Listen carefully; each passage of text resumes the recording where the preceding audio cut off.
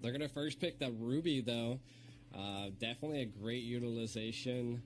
Brings a little bit of utility to the playing field for the side of Fire Flux, but Edward opting to go ahead and pick up the R-Lot.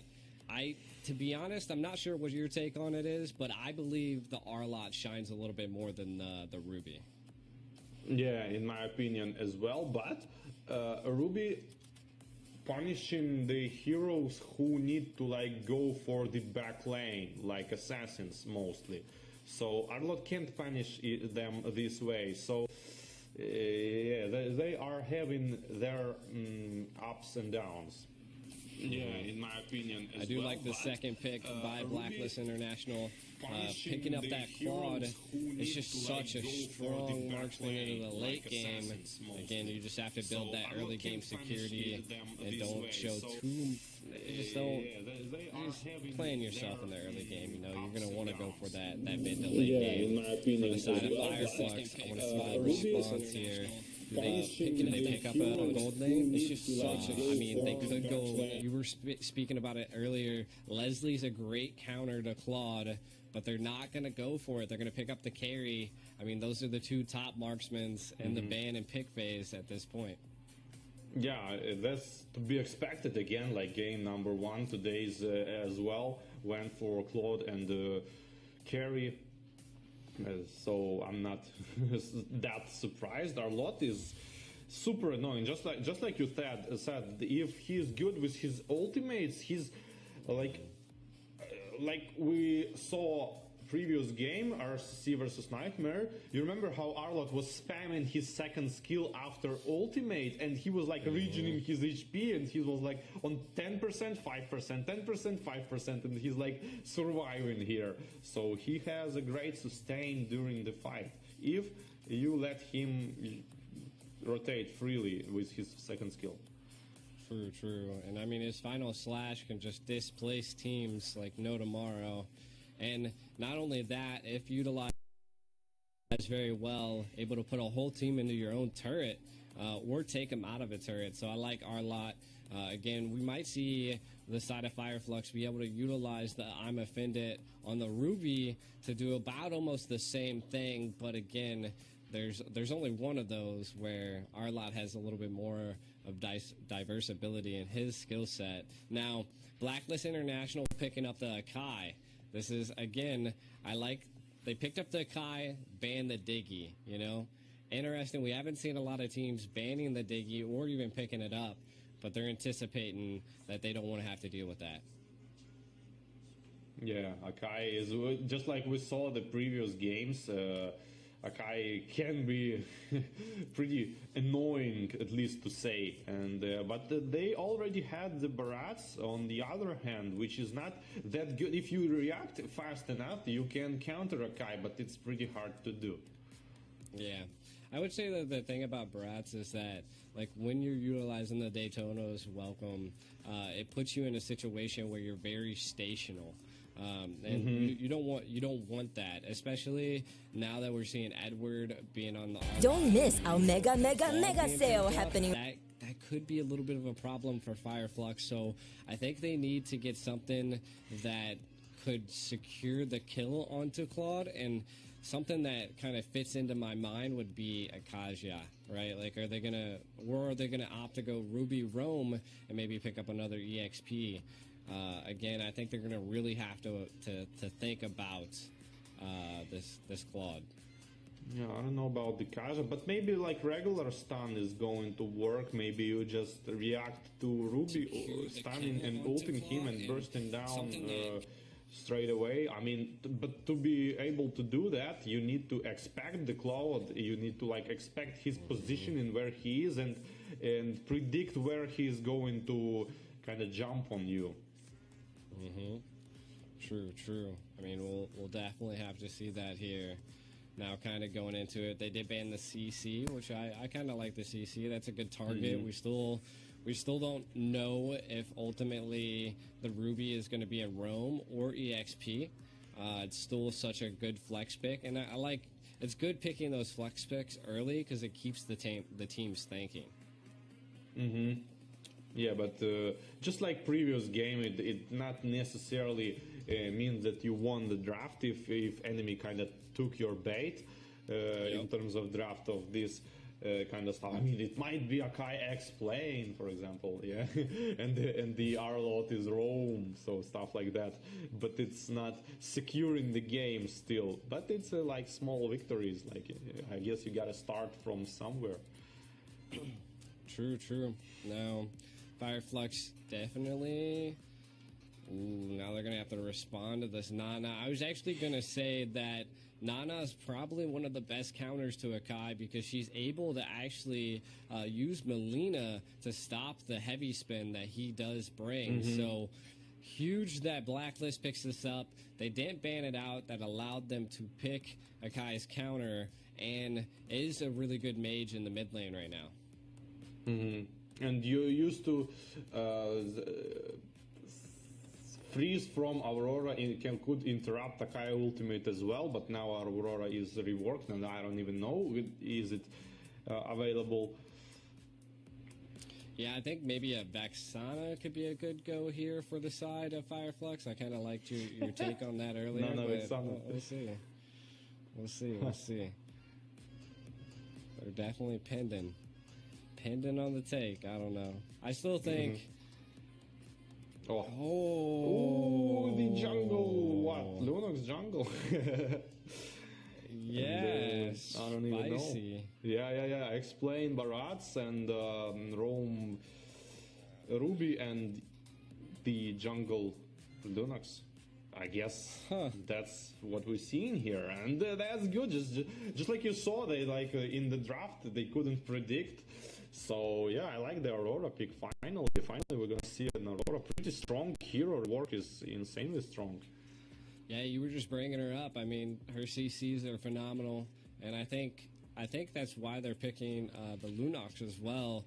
Paired with the CCs, I think the Lunox burst damage will bring out quite a bit in the side of Fireflux, and I think that's kind of something they needed. Ooh, a Tigreal being picked up by Blacklist International, though. Again, a very technical tank. Gonna have to utilize those implosions on big team fights, and I think that's what Fireflux was kind of building for, is to counter the Claude in team fights. But we'll see. I think it all comes down to synergy, strategy, and skill.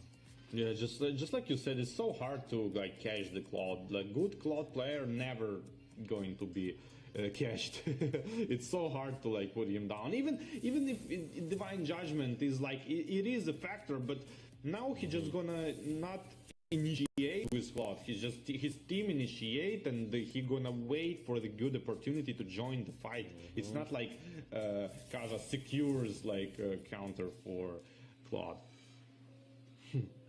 That is true, but we're going to be jumping into game one here. Blacklist International going against Fireflux. Who can be the winner of the first round of Group C of these two teams? We can already see, I kind of wanted to see, you are right here. We have that Lunox into the roam position, the Barats into the EXP.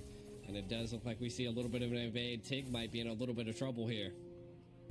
Yeah, but on the red buff there is some information trying to get by Tigreal, and he sneak up on Lunox, but gets his flicker baited out immediately, and double buff Akai goes to probably help the mid lane, but gets quite a small amount of damage, going to the river minion, going to farm it, and no, not enough, but a good try. He still didn't use his retribution to farm faster.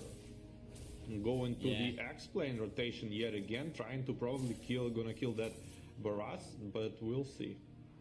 Yeah, and we are seeing by the side of Fireflux, I think their ultimate win conditions here are that they want to utilize a lot of that team fight, that sustainability, and a little bit of their CC and burst ability to take out and control Blacklist International. Now Blacklist International, they're ready to utilize this heavy spin to secure neutral objectives, as well as the Tigreal to be able to displace the team of Fireflux And again, Nana is going to be an absolute menace. I think we're going to have to watch out for her passive is just a lot to deal with. Yeah, I would wanted to credit the second skill of Ruby here. Absolutely, like concealing first skill of Akai didn't even connect. So wow, that's such a great reaction. Akai tried to, in my opinion, go for a Ruby kill there, but was denied. It was denied. We do see a little bit of a final slash happen. Ruby come in. The Daytona welcome connects. Stuns 2 against the wall for Blacklist International. We do see the Retry come out, though. Rose able to secure a kill onto Haji. And Tinzy able to kill Sensu there. Edward diving in deep, trying to get Tinzy.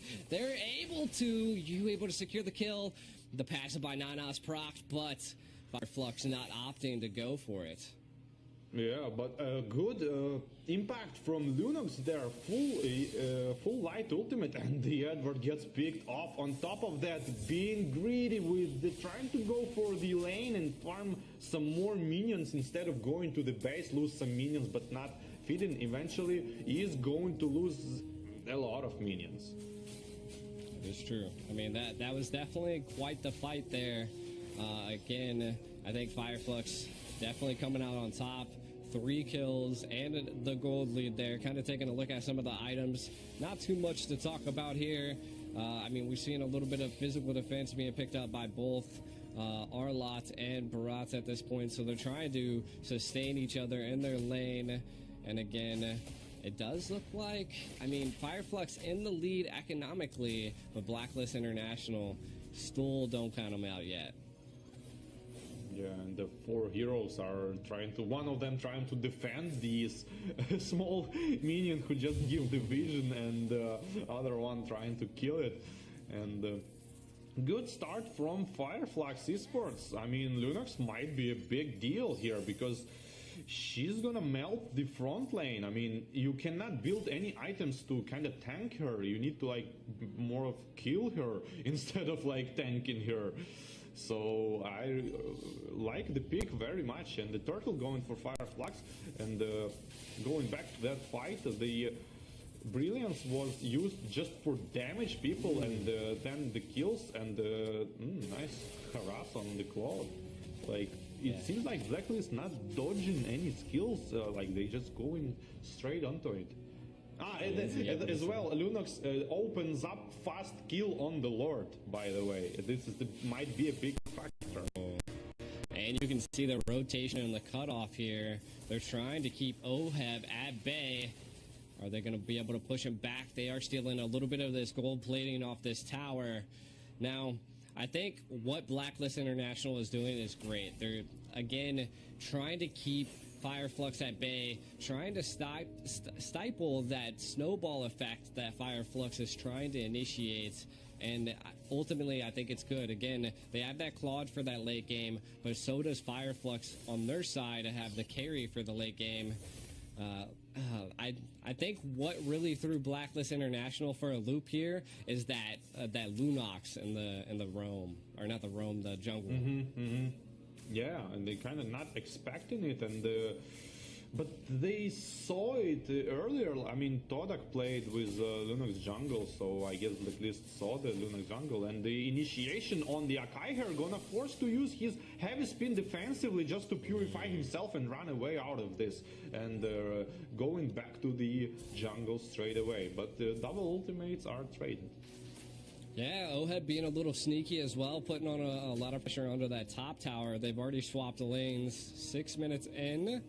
Does look like the Tigreal's a little low here. Blacklist International going to be missing their tank at this point. Looks like maybe choking off Oheb in this top lane. Seems like this is the play by Fireflux, is to keep Oheb at bay.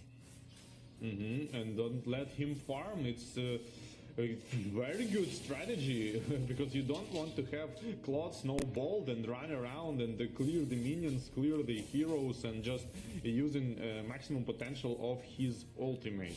And that's pretty good. Like, I mean, Fireflux is pressuring, but the gold advantage is not that high, only 1.5k, and the heavy spin is going out, trying to spin out the Baraz here. Baraz didn't proc his own ultimate yet, but used the flicker and the glacier. Super good ultimate for people. And but is it enough damage though? Low HP, everyone just running around. Flicker used to run away by Arlott, trying to clean up carry, trying to clean up all of the kills and successfully doing it. 3 people dead. Gonna go straight for the turtle or no, Lord? No, I think they don't want to go without. Look at that glacier freeze paired with the I'm offended there by Apex 47, and then Tenzi just following up just massive amounts of damage from Fireflux, as well as, look, Rosa coming in from the right flank to stop that escape. Fireflux on fire at this point. Blacklist International being put onto the back foot. Yeah, but the gold advantage is not that high. Yes, they winning fights, but it's only like 2.5k. One bad mistake and it's all going to be reversed. You don't need to like chill because of this good moments. It is true. Again, both teams have that late game security. The Claude can pop off at any point.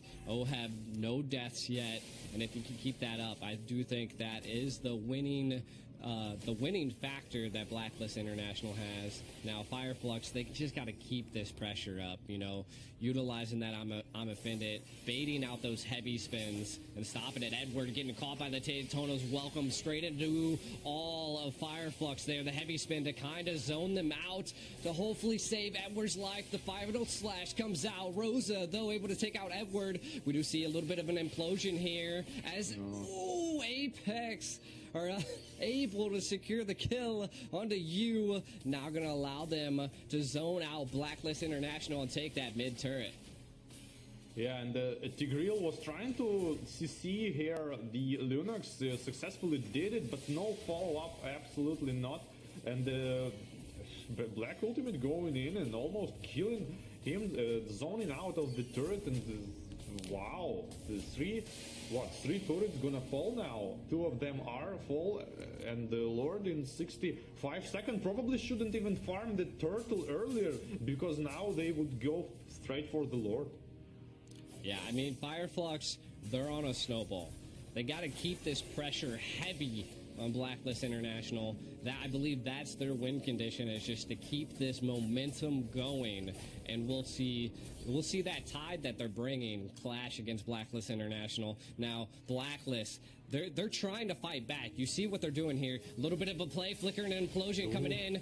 Not having to utilize that heavy spin just yet, but Fireflux fighting back. Oheb taking the turret. We do see you able to secure the kill on the alien. I'm telling you, she just brings that damage for Barbie. Yeah, the damage is there. Oheb is 201. It means he have a lot of gold here, and the damage was there. But like Linux could actually use the brilliance prematurely when she saw the Tigreal going in. I mean, kind of predictable. So maybe they are, I mean, Fireflux already like chilling. We'll see. Yeah. I mean, they're definitely feeling it out. I feel like Blacklist International kind of needs to catch Rosa off guard. But again, if Rosa doesn't make any mistakes, then that could be tough for Blacklist International. We're going to be probably seeing a little bit of a Lord dance here. Heavy spins still available. Pretty much everything on both teams. Besides Haji's flicker is down, and you can kind of see the placement of him. He's in that back line waiting for something to come out. I mean, he has his implosion ready, but Apex finds him out. Haji now being displaced all alone on the right side. Lord is reset, though. Yeah, the Lord dance is continuing. Top lane is being pushed by the Blacklist minions. Yeah, I want to say, a little bit of a final slash and a heavy spin onto Apex. Oh, the ult is wasted on the Claude prematurely. Yeah. And the flicker and the passive just jumped out. Was trying to finish the Ruby here, and might open the window for the Lord here for Fireflux, but it's too early to make a call. And the ultimate is going in. They're going in from the Lord burst, but the retribution of the Akai jumped in and still the Lord. 2 people down, 3 people down from Fireflux impunity, and the counter attack from the Fireflux carry going in. But the tanky build is not doing enough damage, but it's going to be enough. Sunshine! Movement speed is insane. They're gonna finish him off. Maybe no ultimate on Nana though. Nobody is going to counter, but the low damage so low. Tanky build, but yeah, finish off the Outlet, but the Aurora is dead on the other hand. I don't know was it worth it. It was crazy. I mean, we can kind of look at this. Haji trying to utilize the implosion before he dies, but Sunshine not letting up on the pressure as Edward utilizes that final slash coming up right here, swoops both of them in, able to secure the kill on the Rosa. Was huge for Blacklist International in that team fight. They made it out on top, right? They got the Lord. Both teams lost 4 players, but again, they were able to secure the Lord, so that was the breathing room that Blacklist needed. Yeah, that's for sure. And Mega Minions is still in the mid lane. You can kind of try to work on them, but no risks here taken from the Blacklist. Just safely go back, even though Mega Minions, you can try to push something, not risking anything, just farm a little bit this 2.5 gold gap, trying to close it, and eventually might go to the turret here. Heavy Spinner going on to the Baratsu, who could use his own ultimate on the opposite team, but didn't result him surviving. It is true. Now, I mean, we are seeing that heavy pressure being put down onto the map now on Fireflux. Fireflux a little bit onto the back line. Sensu a little overextended, but no problem. Just getting that vision and final slash onto Apex. Blacklist International not opting to go for that take yet. Edward utilizing that final slash. It does have a pretty fast cooldown, so I get it, but I think Blacklist could have got a little aggressive there.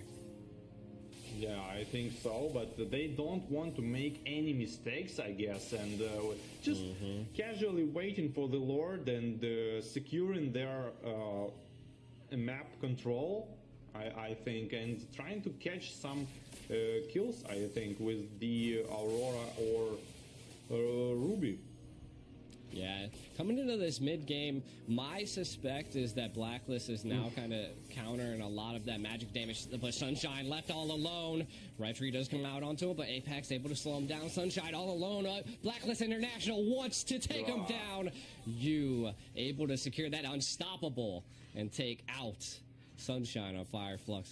Ooh, yeah, that's huge. That's huge. And I have the question. I had this question earlier, but didn't ask him. Is it me or like tanky build on carry? It seems like bad. Like yeah, I mean, it was definitely running into a little bit of a problem. I think it's coming down to the Sunshine's being majorly aggressive. See some of these takes, trying to make those risky plays against Blacklist. For me, from my perspective, it seems like he has no damage, but he's not tanky. So I don't understand the purpose of this build. Like, you have no damage and you're not that tanky. I mean, you ran fast. Yeah. Nice. But what? You gotta have the damage. I mean, he would probably, in that exchange of when he died, he would probably kill Tigreal and die if he would use damage build. But he didn't kill him and die. So I don't understand. Ooh, I like the play there by Sensu. I mean, he utilized that retreat to zone out Rosa, keeping them at bay. Does reset him back. They're trying to utilize this Lord to crack into Fireflux's base. Still clearing up the tier 2 turret there. The Lord is now coming in. It is an enhanced Lord, so it's going to crash into that tower. What is Blacklist going to do? They're kind of playing a little bit passive. Maybe opting to go for Rosa. Yeah, there it is, the heavy spin. Coming in, looking for Rosa. Nothing, though. A Daytona's welcome onto you. The passive proc. Is he going to be able to escape the flicker out? Wow. Such a good initiation, but such a good defense play here. And I was just thinking about how Blacklist went for the this part from the middle and the top tower, and then like all of them realized, oh man, we should push bot, and they like went for bot. Like, guys, you got to understand this like 10 seconds earlier. Why? Yeah. So I was about to say surprised. I'm surprised seeing these kind of mistakes from the top teams. I'm really surprised. The moment you pointed out that bottom lane, I was like, my God, they probably should have done it that moment you said it. But again, they were just a couple seconds too late. Decisions not made in time. We do see Carry now opting to go for the Demon Hunter Sword to kind of put a little bit of that damage in. They just have the Brute Force and the Thunder Belt to secure a little bit of the tankiness. Maybe that might be what they need to change it. But Immortalities are definitely bought by Blacklist International. And again, they're kind of holding the left side of the map. A little interesting from my perspective, because I mean, the Lord's got 27 seconds. They're looking for a play here. Apex gets it cut off guard. It gets shooted in. Edward looking for the chase. Shut down by Tenzi onto you. The blazing duet come out by Oheb. But is it enough? Fireflux putting on that aggression. Able to set down and possibly take down Edward. We do see Rosa on the hunt, trying to take out Sensu and Oheb, putting them at bay. Haji, a little bit displaced on the right side of the map. Blacklist International scattered, while Fireflux now has the proper time to be able to take this Lord. Look at this fight here. Yeah, look at this Lunox, like insanely good assassination on the Nana here, which no passive because of the last time, and double immortality procced. One of them killed second time, and that's gonna secure the Lord for Fireflux, I think. And is it? It is. I'm pretty sure. Yeah. Maybe? Yeah. I'm not quite. I can't really tell. Yeah. We were at the highlights. It is. Okay, there we go. Maybe. There wasn't somehow Blacklist just gets the Lord. Yeah, it was Tigreal with the flicker, and I don't know. So Fireflux now definitely has the Lord barreling down onto the right side. You can kind of see they're playing passive. I liked all lanes are synced. Blacklist International going to have to mount up a great defense here. Alien for looking for a little bit of a cheeky play. Lord crashing down. All towers being pressured. Fireflux, what are you going to do here? I am offended on the Sensu. None yet. A final slash and an implosion on the 4-5, and Fireflux with a blazing duet into the back line of Fireflux. Fireflux now on the retreat as Blacklist International applying heavy pressure. 3 have fallen, 4 have fallen. It's all up to Sunshine at this point. What a play by Blacklist International, giving it up to Haji. That implosion was nasty, securing 4 deaths on the Fireflux. Sunshine left all alone. The Melina Blitz to be able to secure the kill. Man. You, Blacklist International, going to push in this final tower, and it looks like they're going to win the game here, War Barbie. Oh man, that's insanely huge. Like, but wow. just the second I just thought, like, what are you waiting, guys? Like, I mean, pressure the enemy, attack somehow, like at least some damage, and then they didn't, and they immediately get a huge counterattack. Match 2 of Group C, Blacklist International versus Fireflux. Blacklist coming out with a crazy play there in the end. The Lord barely down on their side. All lanes being pressured. Just when they're pushed back against the wall, the flick of the switch.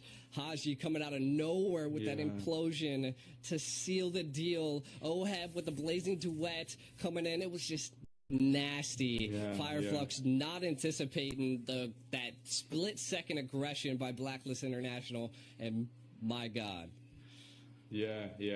This is exactly what we needed here, and they delivered. Like, who would have thought that Tigreal would work so good? I mean, I mean, Fireflux was stunned. They couldn't like predict anything. He just ran in and like flick ult, and that's it. Like no brilliance, no nothing. Nobody trying to stop him. He's working. And on the mid lane he killed Lunox. On the a lot of time he just he keep ulting this Lunox, who actually carried the game. So yeah, Lunox was so good at this game, and the carry build, like, I don't get it.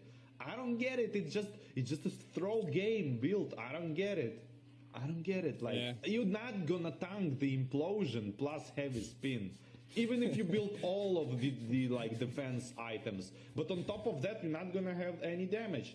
And still, like, and still no Athena shield, so Nana could still burst down. So I think there was like hard mistakes made here in the carry. Yeah, I mean, we can kind of see some of the early game initiation here by Fireflux when the tide was looking definitely in their favor, putting Blacklist International against the wall. And look, just you coming out of nowhere, able to secure a couple kills here. But again, still Fireflux coming out on top and into this early game. Rosa, an absolute monster in the mid lane, sealing the deal. Bahaji coming in with these implosions. Again, 6 minutes in, the Blazing Duet, not enough, doesn't have the damage just yet, as Fireflux taking advantage of that and being able to take out a couple of Blacklist International. And it was rough. Sunshine kind of coming online at this point. But again, Fireflux